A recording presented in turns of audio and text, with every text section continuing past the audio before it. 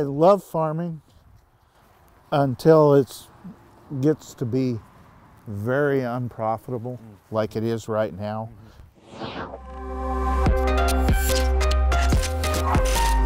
We're fighting for our farmers.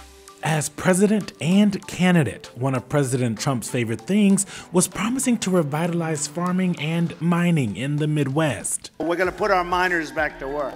But is the rhetoric backed up by results? Are farmers and miners doing better now than before thanks to Trump? We hit the ground in Iowa and Minnesota to find out just how some of these policies are playing out in two toss-up congressional districts, the Iowa-3rd and Minnesota-8th. In Iowa's 3rd district, Democrat Cindy Axney, "You don't come from 5 generations of Iowans without learning the right priorities," is taking on incumbent David Young. Incredible things are happening, folks, allowing hard-working Iowans to keep their hard-earned dollars. Both of them have issues facing farmers at the top of their priority list. Farmers like Bill Shipley. I'm a 5th generation farmer. Shipley has been farming his whole life, but the weather the last few years has made it tough and unprofitable. As a matter of fact, the last time he was profitable was 5 years ago, 6 years ago. And after fighting against the bad weather for so long, Shipley seemed hopeful the other farming issues would be mitigated by President Trump.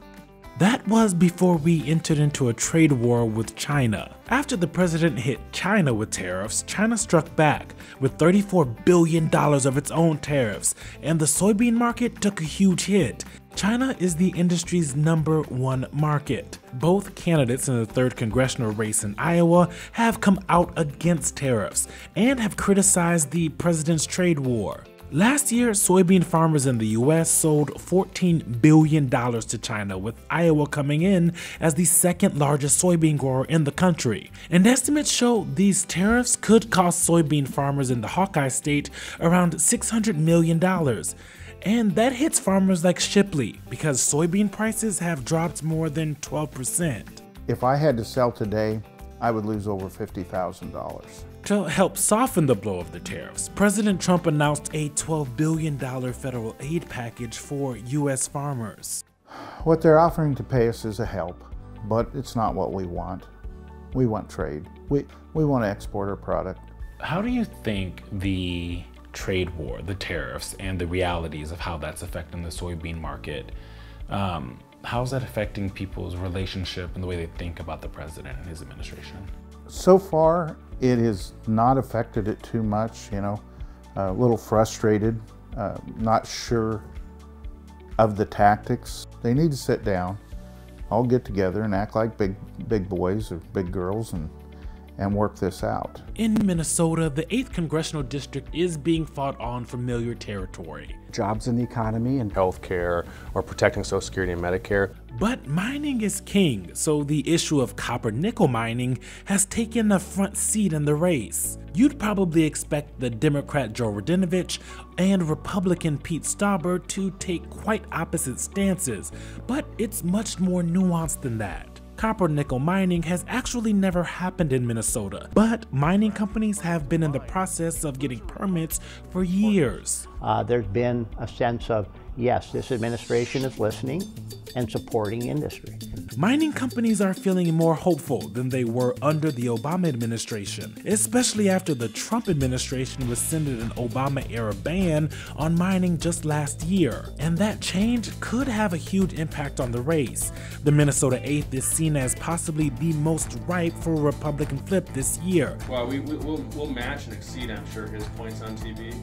The latest New York Times poll shows Stauber is leading Radinovich by 15 points. Polymet Mining has promised the mine it hopes to start would bring more than 1,000 jobs to the 8th district, with more than 300 of them being permanent. But the question in this district is, does the economic benefit outweigh the possible environmental impact? When you put clean water, when you put the local communities physically at risk for the sake of those 300 jobs, you're sacrificing the long-term economic potential. of that place. And both candidates seem to agree on that point. Where they disagree is whether or not the Trump administration can be trusted to be just as worried. What I believe is that if left to their own devices, the Trump administration would continue an assault on environmental regulations in this country to the benefit of large corporations. The regulations are put forth by the experts, and neither you or I or my opponent are experts. So we rely on those federal and state agencies that have experts in them. Everyone that works in politics typically agrees on one thing.